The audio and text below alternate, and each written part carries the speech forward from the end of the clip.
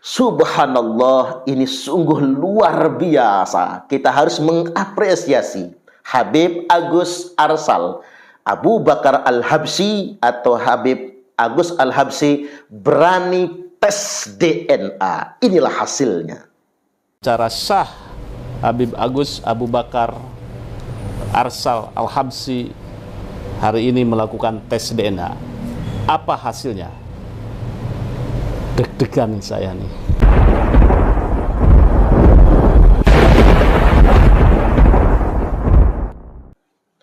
Assalamualaikum warahmatullahi wabarakatuh. Sebagaimana yang kita ketahui kabar sebelumnya, yakni saudara kita Habib Agus Arsal Abu Bakar Al-Habsyi telah melakukan tes DNA secara sukarela. Habib Agus ini melakukan tes DNA bekerja sama dengan Padasuka TV, dan kunjungan pihak Padasuka TV sebelumnya telah dipublish di channel YouTube Padasuka TV untuk mewawancarai Habib Agus Arsal Abu Bakar Al-Habsyi secara langsung guna mempertanyakan apakah benar beliau bersedia untuk tes DNA. Dan beliau mengkonfirmasi dan menegaskan sedia untuk tes DNA. Dan sepenuhnya dibiayai oleh Padasuka TV. Dan apapun hasilnya beliau menerima. Dan hari ini hasil tes DNA Habib Agus Arsal Abu Bakar Al-Habsyi sudah keluar. Dan terkonfirmasi DNA-nya GM201. Berarti bisa dipastikan berdasarkan DNA asal-usulnya yang dikenal dengan istilah YDNA, Habib Agus Arsal Abu Bakar Al-Habsyi bukanlah zuriat Nabi Sallallahu Alaihi Wasallam. Dikarenakan keturunan Nabi, DNA asal-usulnya adalah J atau J1. Nabi Ibrahim, Nabi Ishak, Nabi Ismail alaihimussalam, hingga kemudian keturunan Banu Hashim, kemudian Banu Abdi Manaf, Banu Hashim, Banu Abdul Muthalib, sampai kepada zuriat Nabi Sallallahu Alaihi Wasallam. YDNA-nya atau DNA asal-usulnya harus J1. Mengapa ada istilah YDNA? Pakar DNA mengkonfirmasi YDNA itu adalah DNA dari jalur bapak. Jadi ini tidak akan meleset, ini ilmiah, dan ini tidak bisa direkayasa. Karena ini ilmiah, karena ini saintik, ini eksak. Yang mesti kita apresiasi adalah sikap Habib Agus Arsal Abu Bakar Al-Habsyi. Ini sikap yang gentleman, yang benar-benar mencerminkan umat Nabi Sallallahu Alaihi Wasallam. Dalam konteks ini, mengapa saya menggunakan panggilan Habib? Karena ini panggilan yang disukai. Jadi bukan Habib yang diidentifikasikan sebagai zuriat Nabi, karena kita juga semua sudah sepakat zuriat Nabi itu dipanggilnya Sayyid atau Syarif. Nah, cara beliau yang sangat gentle untuk berani tes DNA, dan apapun hasilnya beliau terima, ini harus kita apresiasi. Mengapa Habib Agus Arsal Abu Bakar Al-Habsyi mau tes DNA? Ini berangkat dari niat tulus beliau sebagai umat Nabi, ingin menjaga kemuliaan nasab suci Rasulullah Sallallahu Alaihi Wasallam. Dikarenakan siapapun orangnya tidak boleh ngaku-ngaku cucu Nabi ketika dia tidak bisa mengkonfirmasi bukti. Siapapun, termasuk saya, termasuk ente semua, termasuk kita semua, jangan berani-berani menasabkan dirinya sebagai bagian dari nasab suci Rasulullah Sallallahu Alaihi Wasallam kalau tidak bisa menunjukkan bukti. Nah, menurut saya Habib Agus Al-Habsyi ini betul-betul sebagai umat yang sangat cinta dengan nabinya. Beliau memberikan sumbangsih menurut kemampuan beliau. Siapapun tidak boleh ngaku-ngaku sebagai cucu Nabi. Nah, ini sekaligus juga adalah upaya beliau agar tidak ada lagi orang yang mengeksploitasi nasab suci Rasulullah Sallallahu Alaihi Wasallam atas nama kepentingan pribadi. Kita dipertontonkan di media sosial, jejak digitalnya begitu banyak sekali. Orang-orang yang mengatasnamakan cucu Nabi merasa bisa memberikan syafaat. Ini bukan milik orang biasa, bukan milik kita-kita. Syafaat ini adalah izin Allah, perkenan Allah untuk Nabiullah Muhammad sallallahu alaihi wasallam. Beliaulah Habibullah, beliaulah Habibana, yang punya hak yang diizinkan oleh Allah untuk memberikan syafaat. Jadi tidak boleh lagi ada yang nunjuk dadanya, kami cucu Nabi, kami bisa memberi syafaat kepada ente. Kalau ente menyakiti kami, maka kami tidak akan pernah memberi syafaat kepada ente. Enggak ada lagi yang berkata begitu. Tidak ada juga yang berani berkata lagi, ngancam-ngancam umat Nabi untuk masuk neraka. Karena ente enggak cinta kami, maka ente akan kami masukkan ke dalam neraka. Mereka-mereka yang memaksa daripada imam besar, maka akan saya juga paksa mereka nanti di yaumil kiamah untuk masuk ke dalam nerakanya Allah Subhanahu wa taala. Begitu penjelasan dari saya. Intinya untuk tanggapan pribadi saya, mereka-mereka yang memaksa daripada imam besar, maka akan saya juga paksa mereka nanti di yaumil kiamah untuk masuk ke dalam nerakanya Allah Subhanahu wa taala. Seolah-olah mereka ini adalah panitia seleksi masuk surga, seakan-akan punya kewenangan untuk memasukkan orang ke dalam neraka. Ini kan merusak ajaran Islam. Sikap-sikap begini kan mendistorsi ajaran Islam, bahkan mendistorsi kemuliaan Rasulullah Sallallahu Alaihi Wasallam. Habib Agus Al-Habsyi melihat begitu banyak orang yang kemudian telah memperalat ajaran ini mengatasnamakan cucu Nabi, maka dengan penuh kerelaan hati dan keikhlasan beliau sedia tes DNA. Bagi kita, beliau inilah umat Nabi yang sesungguhnya. Beliau yang akan mendapatkan kemuliaan. Karena saat beliau punya kesempatan untuk menjaga agama ini, ketika beliau diberikan kesempatan untuk menjaga kemuliaan nasab suci Rasulullah Sallallahu Alaihi Wasallam, itu beliau lakukan. Hari ini kan kita lihat orang membangun arogansi mengatasnamakan cucu Nabi. Mereka membangun klaim bahwasanya mereka lebih istimewa dari umat muslim pada umumnya. Hari ini belum ada satupun Habib yang mengingkari. Semua Habib yang ada di Indonesia ini mengakui kalau derajat mereka lebih mulia daripada derajat bangsa Indonesia pada umumnya. Mereka merasa level mereka, kasta mereka, kalau mereka menyebutnya kafaah, mereka tidak sekufu dengan umumnya mayoritas kaum muslimin yang ada di Indonesia. Apalagi yang non-muslim bagi mereka. Mereka merasa diri mereka, klan mereka, keluarga mereka lebih mulia daripada umat pada umumnya. Ini fakta. Dan sayangnya, pemikiran seperti ini tidak ada satupun yang coba membantahnya. Coba kita lihat, pengakuan bahwasanya klan mereka, keluarga mereka, itu derajatnya lebih tinggi daripada umat Islam pada umumnya, tidak ada yang membantah. Coba kita ingin mendengarkan Rabitatul Alawiyah. Sediakan Rabitatul Alawiyah membantah ini. Dan sediakan mengatakan bahwasanya ya kita sama di hadapan Allah Subhanahu wa taala sebagai hamba Allah. Mereka selalu mengklaim mereka lah yang lebih mulia, derajat mereka lebih tinggi dari semua umat Islam yang ada, dan ini menjadi semacam arogansi. Dan hari ini Allah buktikan ternyata mereka-mereka yang membuat pengakuan tersebut memang bukan cucu Nabi.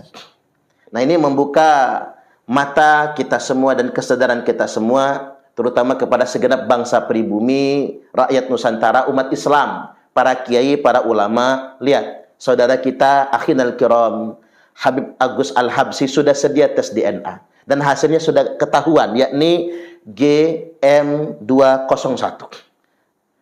Beliau sudah berani tes DNA. Artinya, hari ini kita nggak boleh lagi menganggap Ba'alwi sebagai cucu Nabi. Nggak boleh.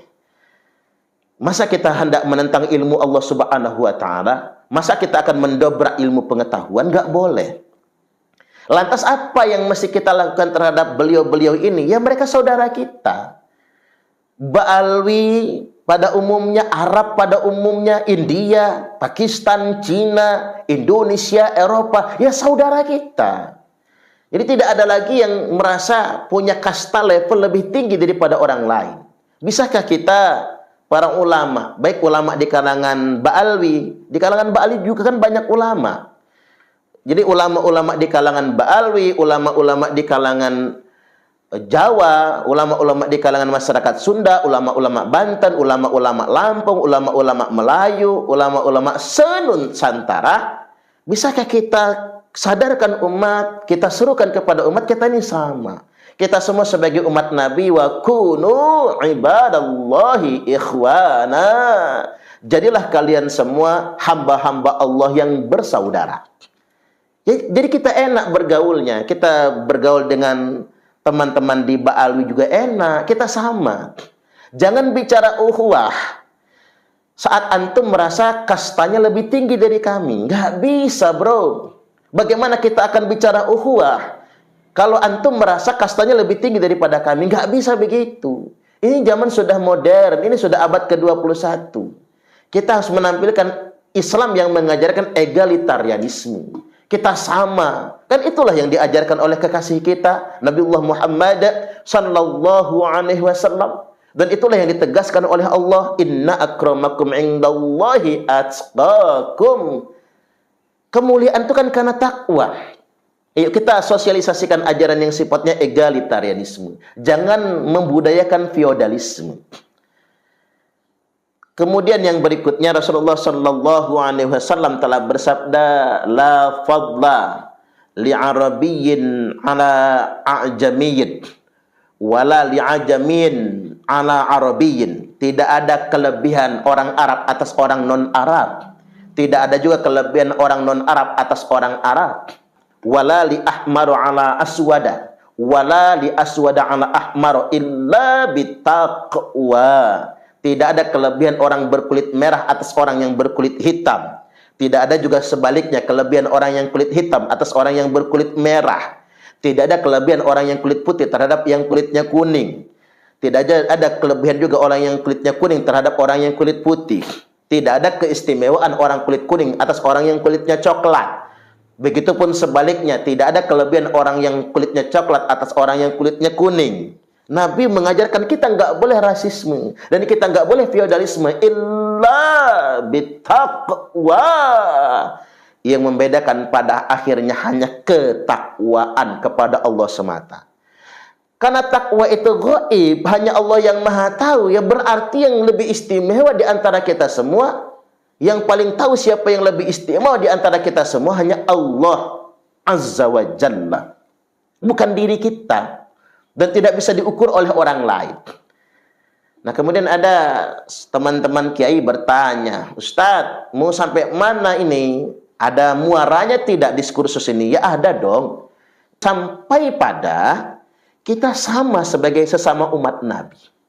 Saya, Ba'alwi, dan siapapun itu, ya kita sama sebagai umat Nabi. Siapapun nggak boleh ngaku-ngaku cucu Nabi kecuali dia bisa mengkonfirmasikan buktinya. Kan enak, simple saja. Itu pun, kalaupun cucu Nabi yang asli pun, dia nggak boleh menggunakan kemuliaan dzurriyyat Nabi sallallahu alaihi wasallam sebagai alat arogansi, nggak boleh. Justru jadi beban baginya.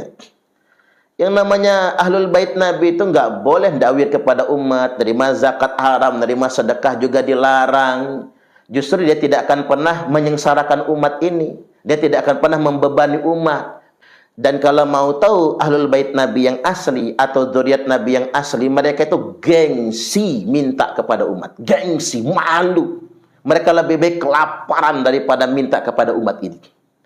Bukan justru sebaliknya, ada orang yang ngaku-ngaku cucu Nabi, lantas kemudian memperkaya diri dengan pengakuan tersebut. Muncul fenomena orang-orang yang ngaku-ngaku cucu Nabi malas kerja, malas usaha. Cukup kemudian mengaku cucu Nabi, kemudian umat datang memberikan uang. Jadi kan merusak syariat yang sedemikian rupa. Dan memang sih kalau cucu Nabi asli nggak mungkin begitu. Ya hari ini Allah buka semua. Kalau yang begitu itu bukan cucu Nabi. Karena yang namanya darah Nabi, darah daging Nabi, tidak mungkin kan kelakuannya jauh daripada akhlak Rasulullah Sallallahu Alaihi Wasallam. Kemudian yang berikutnya, ada yang bertanya juga, apa sih manfaatnya ngebahas nasab ini? Jangan tanya manfaatnya, karena ini bukan azas manfaat.